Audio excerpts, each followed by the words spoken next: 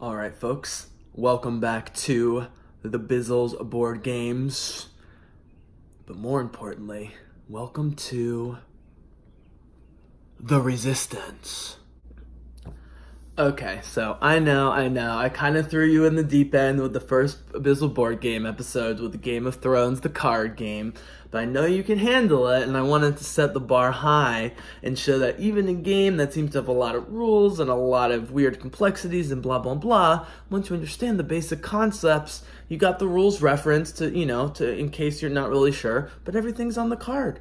And I forgot to mention a couple things. But mainly, there is a golden rule in all these card games, but they specifically mention it in the Game of Thrones card game, which is the text on the card, as best as you can interpret it, always overrules any printed material, including updates and FAQs, and so forth. And that isn't for consistency so much as during tournament play, that you're not looking through, everyone's looking through books and blah, blah, blah, but more so just to keep the flow of play normal. It's definitely a game where if you're playing casually, you can game the game in a productive and fun way. I'm not someone who cares about that. Some people, will not break a rule of any game no matter what. I'm all about housing rules as long as it's fair and adds to the funness, and so forth. But for today, I got the Resistance. The Game of Thrones 2nd edition card game has, I think, the highest ratio of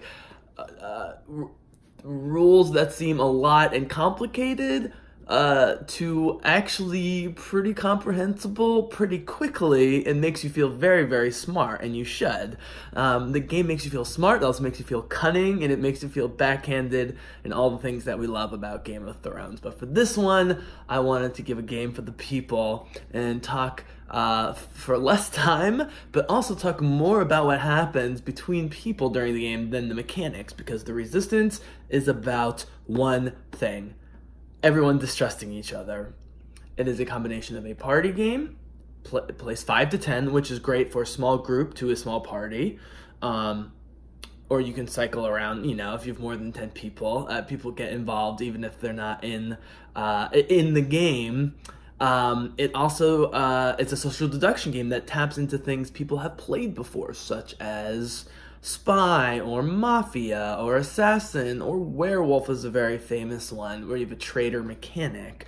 You also have cooperative board games like Battlestar Galactica, where, there are various Cylons, and, you have to root them out and whatever, but those games tend to be very long, involve very many people, and very complicated. The Resistance is extremely simple. What makes the Resistance great is the following things. One, it has a pasted-on theme, but that works really well because it's about paranoia and a future resistance against an evil government, which resonates with our world, but more importantly, resonates with the paranoia and accusations that'll be going on during the game. Now, they call this a dystopian universe, secret identities, deduction, deception, and I really like that because social deduction makes it sound like kind of a Sherlock thing, but social deduction games tend to be very borderline mean, or just, get people pointing fingers and feeling defensive and stuff like that. But if it's the right group of people and it's implemented the right way, and people come into it with the right attitude, then it can, this can work with a huge variety of different kinds of people, not just different kinds of people and their groups of friends, but different situations on the one hand where you know each other really well, and on the other hand where it's like a new social situation. That can be a little dangerous, but also you think you're good friends can also be dangerous. But overall, people keep playing the Resistance after all these years. And what's great about it is the pasted-on theme has lore, and there's such deep lore that it's all on the back of the box, by the way. Check out this box. It's so small compared to everything else you see. And this is the best part. Here's the inside of the box. So you have an insert for cards and a bunch of tokens. That's the whole game. So, here's the lore with, I think I have props. Yes. Are you prepared? Wait, hold on. Are you prepared to fight for the Resistance? Or will you betray your friends and join the Empire? The Resistance pits a small group of resistance fighters, such as these with the blue fists, against a powerful and corrupt government. The resistance has launched a series of daring missions. Pow, pow, pow, to bring the government to its knees. Oh, they think they're a success, but actually they're failing because government spies, pow, pow, pow, with the red fists, have infiltrated the resistance ranks, ready to sabotage the carefully crafted plans. Even a single spy can take down a resistance mission. Choose your teams carefully, or forever lose your freedom. And we don't want to lose freedom. Will the resistance be able to uncover the spies in time? Etc., etc. For 13 plus, 5 to 10, I wouldn't play this with kids less than 15 or 16. The 13-year-olds could have very hurt feelings about this. 5 to 10, one of the best is it's a wide range of people and it works at all the levels. The odd numbers tend to be better for reasons that you'll see. And it says 30 minutes, but it can go as quick as 5 or 10, depending on the group, and so forth. And this continues to be a hit. It's cheap. You can get it at any store. You can get it online for super cheap. I'm going to show you the components, but it's not really about the components. In fact, I already showed you most of it. Just so you know, here's the manual. 1 page, a couple charts, a little bit of symbology. That's it. That's it. That's the whole thing. And what's brilliant is this game is as good as what you bring to it. Lord of the Rings has theme, complexity, strategy, intrigue up the yin-yang, up the wazoo. So this game is what you bring to it. But I have never seen a game where by the 5th and final round, as I'll show you and talk about in a sec, people aren't super into it. Sometimes it happens in the 1st round, sometimes it doesn't happen until the 4th round, but it almost always happens because this game also tends to go the distance, even though it doesn't have to go 5 full rounds. Well, what are rounds? Why are people at each other? What are spies? What are the resistance? I'm going to take you to the board right now for the resistance. All right, folks, here's the rest of the components. Like I said, there's not many of them, and it's not really what it's about. It's just to get the imaginations going. I will have you notice, yes, that is indeed Mother of Dragons, Daenerys Targaryen, Khaleesi herself, lounging in Dragon Heaven, covered in gold coins and jewels, because that is how I want to imagine her, because she is a Dragon Lord, and that is a level of nerdiness that is difficult to explain. That is not just she's super evil, but also I love Emilia Clarke and Khaleesi, and look how beautiful that is. It's hard to see from here. Maybe I'll do a close-up later. But man, I also got a couple more thrones on clearance. So I was actually thinking of making this yellow into a green screen eventually, which I may still do, so I could like project weird shit back here. But for the near future, I'm gonna just keep the Game of Thrones theme going. Also, well, the Resistance is future themed and is way less nerdy, both in theme, in sort of cyberpunk theme, as well as the game itself, which, you know, is, again, almost just a party game that you can also just play in group situations as social quote-unquote deduction, but as it says, also secret identities and deception. I am breaking out. I forgot I had this. Collector's Edition. I don't know how much this is worth. Probably not that much. Lord of the Rings official Sting. This is the sword that Bilbo gives to Frodo that glows blue when orcs are around. Now, it's never glown blue for me, but maybe that's just because orcs are never around. And this will help point to where we are going. Daenerys Targaryen, goddess. Okay? And that's how it'll work. So I basically showed you in my corny little story reading from the back at the beginning all the pieces that are here, but there's a few more. So I showed you some of the good guys and the bad guys. I'll try and get these more up close. What's funny is there's only one failure point in this game, and it's that this redhead, people get confused with the color and assume that she's a red triad, or what is that, pentagon, which is the government, not so subtle Pentagon, when in fact she's blue, fists, freedom fighting, resistance person. So you gotta look, it's on the right side, you look at the whole card, but it's funny, I've seen it screw up more than once. So there's 10 total cards, right? 5 out there, here. Maximum number is 10, and with 10 people, you have 6 loyal resistance members and 4 spies. Now, no matter the number, you always have to have, for reasons that will become clear, slightly more resistance than spies, which is why it works great at the odd numbers, because at 5 you have 3 and 2, at 7 you have 4 and 3, and at 9 you have 5 and 4, I believe. And just having a one-person difference between the groups as opposed to 2 makes it even more tense, and so forth. So what are these people? So, okay, we're going to pretend like we have a 5-person game. So let's see if I can get some a little bit closer here. So here are the 3 resistance members. Right? Those are the quote-unquote good guys that are trying to infiltrate. The story is kind of hard to explain because you think the bad guys are the infiltrators, but they are infiltrators of the infiltrators. So the blue fists are the resistance people, you know, these are the rebels, the rebellion, Jin or so, and Rogue One crew, etc. And this is the evil empire over here in red. We're playing a 5-person game. So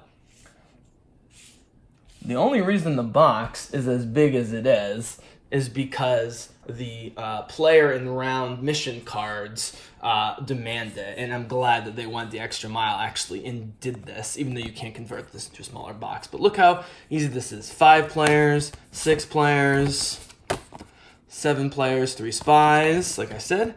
8 players also has 3 spies. Right, 8 players has 3 spies. That's the even number thing. Right. Actually, with 9 players, it's only 3 spies, which is very interesting. A 3 difference, 6 resistance and 3 spies. 10 players, 4 spies. So it's not just that it can handle 5 to 10 and all the numbers in between, but that it can, you know, the game actually changes, and that adds to replayability, in addition to just having different people come in, adds to the replayability, and so forth. So we are going to do a 5-person game.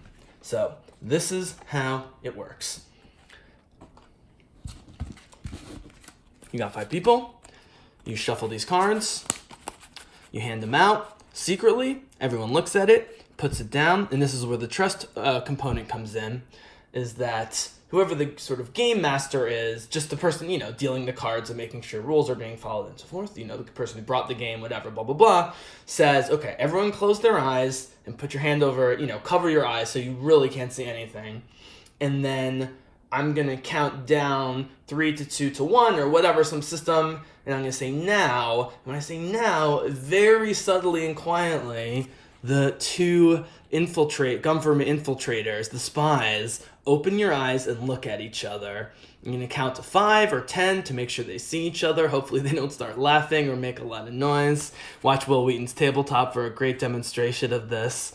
In fact, that's by far the place you should go right after this, if this appeals to you, is Will Wheaton's Tabletop, where it's him and 4 young women, 4 girls, and the paranoia, and they all know each other well. And it's Felicia Day and Amy Okuda. The paranoia is crazy. So you hand out the cards, whatever. So let's pretend these are hidden. Okay, so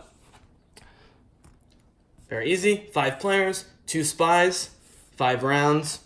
Supposedly a voting track and a round marker here. You don't really need to use that because what matters are the missions. Now you see mission 1, mission 2, mission 3, mission 4, mission 5, right? And there's a number underneath it. Well, that number underneath it is how many people go on the mission. And here's the thing about the missions. If you are a loyal resistance member and you go on a mission, you must succeed the mission. If you, however, are an evil infiltrator, a government spy, you can choose to approve the mission or tank the mission. Well, why, if you're a spy, would you approve the mission, and when should you tank it? Well, let's get to that point first. So, got the first player marker. It's decided kind of randomly. Again, one of the reasons I like it with 5 or 6 smaller numbers is more people get a chance to at least propose missions. So what's great about this game, other than, as I keep saying, and as I have said, and I will keep saying, is that the fun and creativity in the story is all what goes on between the people. So, say you're the first player, and say you are this adorable redhead who gets mixed up as a spy because of her red hair. So typical us redheads. We're just trying to do the right thing, and we get grouped in with all the bad guys. So let's say she gets it. Now remember, the government spies know who the other government spies are, and obviously who aren't, because the people who are closing their eyes. The Resistance members do not know. They're in sort of isolated cells, and that's, I guess, where the story comes in, is that, this is a big mission. They're drawing from lots of cells. You're relying on passwords and secret phrases. You make up a story or whatever. So that's fine. So then what happens is you say, okay, mission 1, 2 people. Okay? There's 5 people at the table, 2 people. There's 5 of these guns that are actually, kind of scarily realistic looking. They look like Call of Duty guns. And everyone goes for them and so forth. Here's a Kalashnikov or AK-47 right there, a little bit less advanced. And so if it's 2 people on a mission, you give it out a gun to 2 people that they're going to go on. But no, you're not giving it to the people going on the mission. You are proposing who might possibly go on the mission. So there's actually 2 stages, and this is the brilliance of the game. It'd be one thing if you just picked people for the mission, and then you let the mission go, and you see if it succeeds or fails. Again, good guys must succeed because they're good guys, and bad guys can do one or the other, which we will get to in a second. So the first thing is, in the way that even if you never get picked for a mission, and by the way, it's not surprising, almost always people pick themselves, because if you're loyal, you want to prove you're loyal and get a win for the loyal resistance, and obviously if you are a spy, you want to put yourself on just to control it, even if you vote to let it pass. And I've been dancing around this, but the bottom line is, especially in these small-numbered early missions, if you're one of 2 and you're a spy, or even one of 3 in the early missions, you want that mission to succeed for the most part, unless you can sow enough confusion, because otherwise, especially in the 2-person missions, you are very easy to root out, because it's just you and someone else. That's why it tends to go the distance, and most of these count, because the 3-person missions is where you hide yourself and do your nefarious things. So, you propose who's going on the mission. I guess you don't throw them the guns, technically, until you propose it. And everyone gets to use one of these, old-fashioned, democratic approve, reject things. And this is open voting, okay? Which is important, because if the mission goes, the voting is anonymous on the mission. It has to be. But the voting about should the mission go as constructed with 2, 3, 4 people, depending, on the player count and so forth, is open. And so this is where you start getting your first piece of information. Well, actually, the first piece of information is just the looks at everyone's faces, and do you trust them, and are they trying to hide something right from the beginning? That's all social deception games. But certainly, if you're, rejecting clearly, pro-resistance missions, or approving clearly sketchy missions that almost certainly have spies, that's gonna, that's gonna impact how people think. So let's say of our 5 characters, mission 1, people are still trying to feel out, no one really knows who's a good guy, a bad guy. The two players who are playing the bad guys are doing a good job. So my redheaded friend picks this lovely blonde, who happens to be an evil government agent, and they go on the mission. Well, here's the thing. With mission 1, if it fails, you know one of those two is immediately a spy. And if you're a spy where you're only 2 out of the 5 people, meaning you only have one other person, now you know who that person is, so you know that the redhead who is with the Resistance is not a spy. She doesn't know that about you. And a 2-person mission being in the game, you almost must, unless you have Jedi mind tricks, approve the mission. And once the mission is approved, the 2 or 3 people who are on the mission get these success and fail cards. Now this is anonymous, so in mission 1, even the spy is going to vote for the mission to succeed so that she doesn't out herself so early and so obviously. But you take a success and fail card, you shuffle it up, and the official way to do it is you actually give face down the one you're not using first. So that's off the table so that you're not holding on to anything when you give your actual choice. And then you give your choice. So in this one, they're both doing success. Slide that in there. The game master shuffles everything up.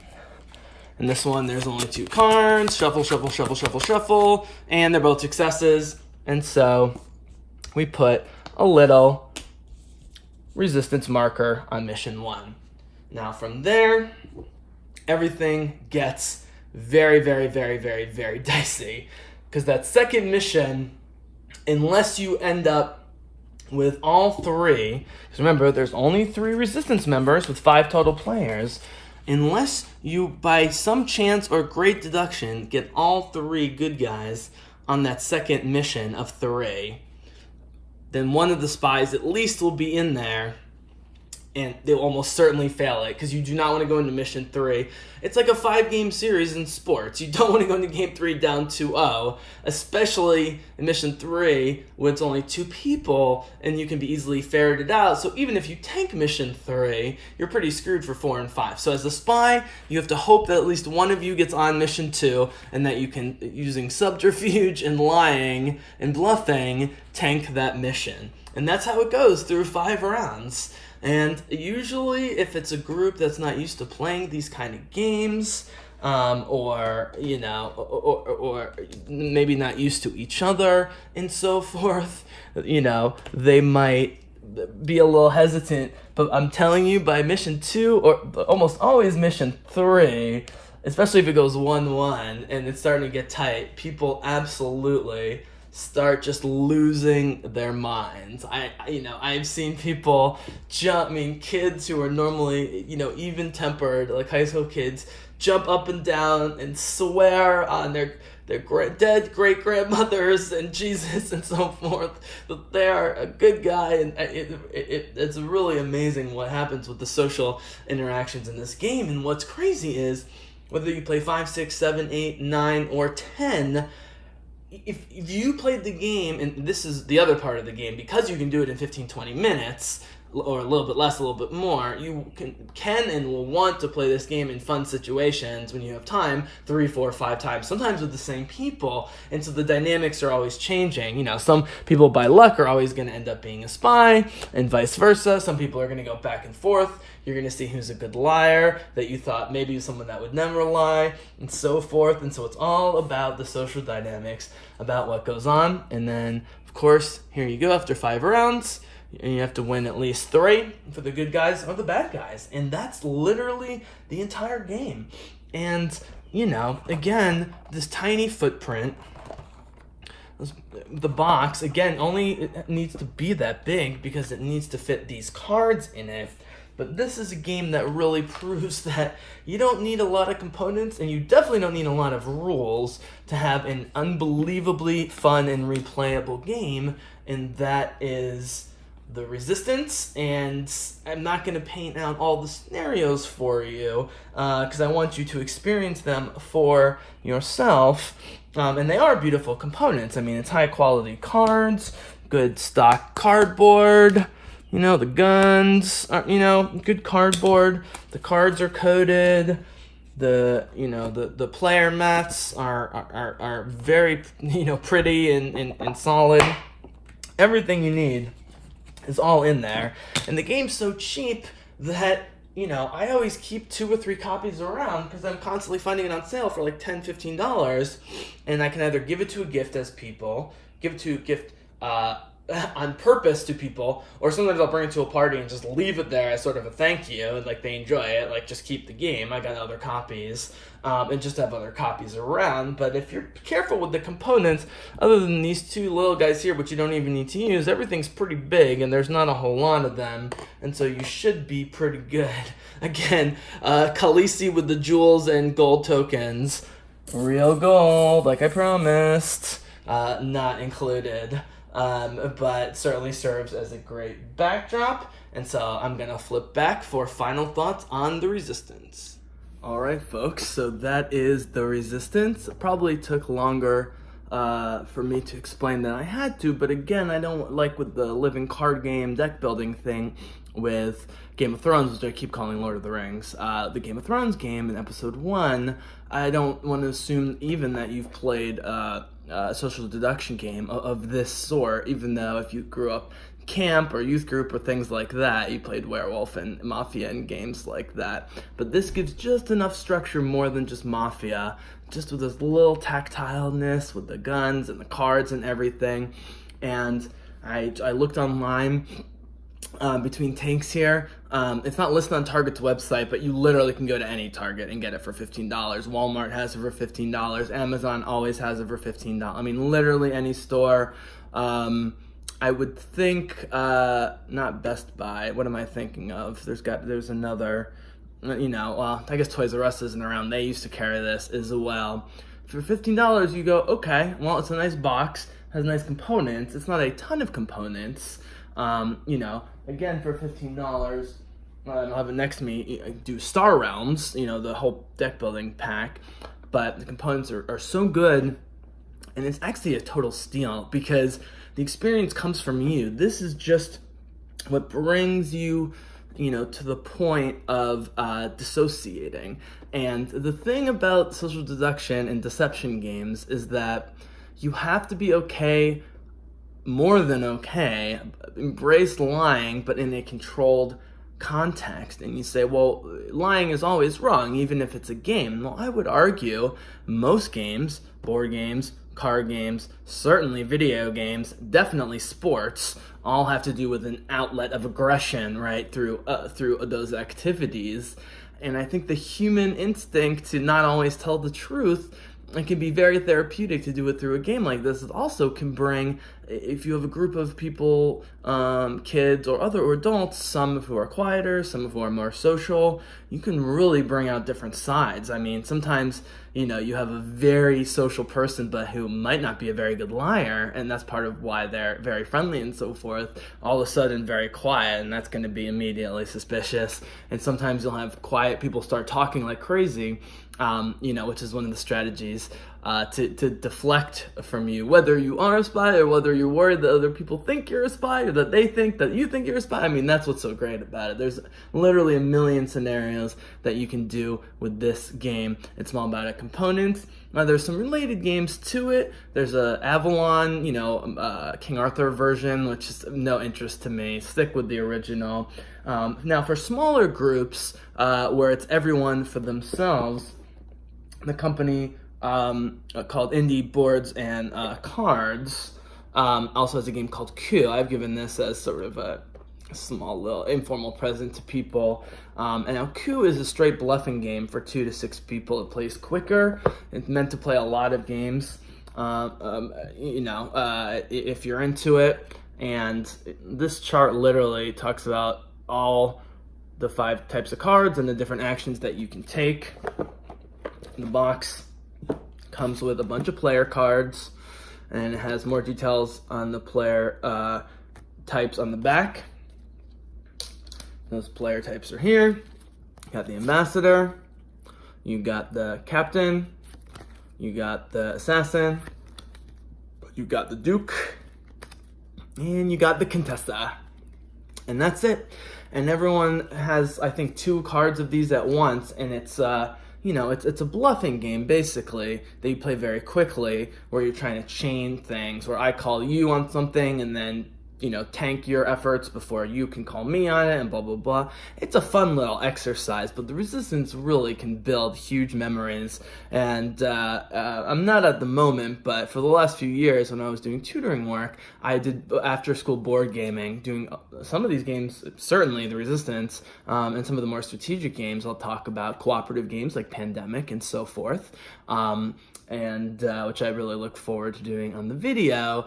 And it really loosened people up, and in the most recent experience, which was, I guess, maybe about a year ago, last spring at the Science Leadership Academy, I had a very diverse group of personalities. Everyone was pretty nice, and it's mostly African American, Asian, Latino school, extremely diverse, represented in Philadelphia, and any sort of, throwing around the words like gay or slightly more offensive than that usually is harmless, and, you confront the kids on it, and mostly they were nice to each other. But it was funny to see some of the more social confident kids really lose their mind that they were being accused of being a spy when they weren't.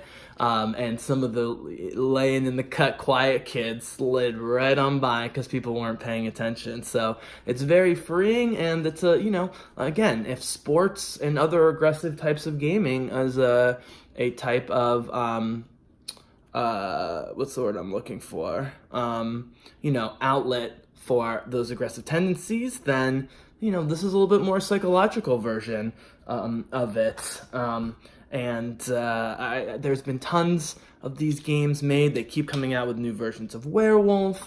They have what's called Murder in Hong Kong, Deception in Hong Kong, which came out last year too. That's very popular. That's a little bit more structured. I happen to like that it's not super structured. You get the rules right from the beginning. You get the theme. It already builds the paranoia. You get enough little pieces of cardboard and in cardstock to make it tactile, and then you just go at it with one another. I've never seen anything better than the Resistance. It worked great with those kids. It works great with adults. Actually, kids do better because kids can dissociate and separate between things more than you might think, whereas adults are very stuck in their ways. So you actually have to be more careful with the more mature crowd with it. But definitely recommend the Resistance as, if you're building a gaming collection. The Game of Thrones living card game is amazing, and for $30 for the core set, as I talked about, check out that video. You don't need to get any expansions. It's a great investment if you want a strategic two-player, person versus person competition. Don't need that in your collection necessarily. You can have Star Realms, you can have Hero Realms, you can have Ascension, you can have Dominion, you can have, let's see. This big papa right here is Xeno Shift, which is a cooperative deck builder where it's basically like Starship Troopers and you're trying to keep really scary aliens off your base. I'm not going to open that up right now. So some of them are cooperative, some of them are competitive. So the the deck builder type games, you can go a lot of different ways. But if you only need or want one social deduction game to just have in your collection and have around at your place, or bring to a party in a little package that packs a humongous punch, that is the Resistance. And again, I will urge you, and I'll say this about all the games that are played on Will Wheaton's 4 Seasons of Tabletop, which are free on YouTube. And I'll even talk at times about games that I don't have, but I've seen played there, or games like Lords of Waterdeep, which are so epically played on tabletop that I got really into it and own it and play it on my iPad and so forth, and with people all the time. Watch the Resistance. It's literally, after his Will Wheaton's hilarious 3 or 4 minute, much more concise explanation of this. It's him and the 4 girls are just going at each other. It's so funny. And that's how you learn games. That's how I learn games, is by watching over and over again other people play the games. If you just hear the rules, it sort of goes like this. That's what I worry about, was, doing more complicated games like the Living Card Game, but that's why I didn't really try and do a playthrough of Game of Thrones. This didn't need a playthrough. I think you understand how it works. Get your copy, $15, endless fun, social deduction, deception, and secret identities. The Resistance.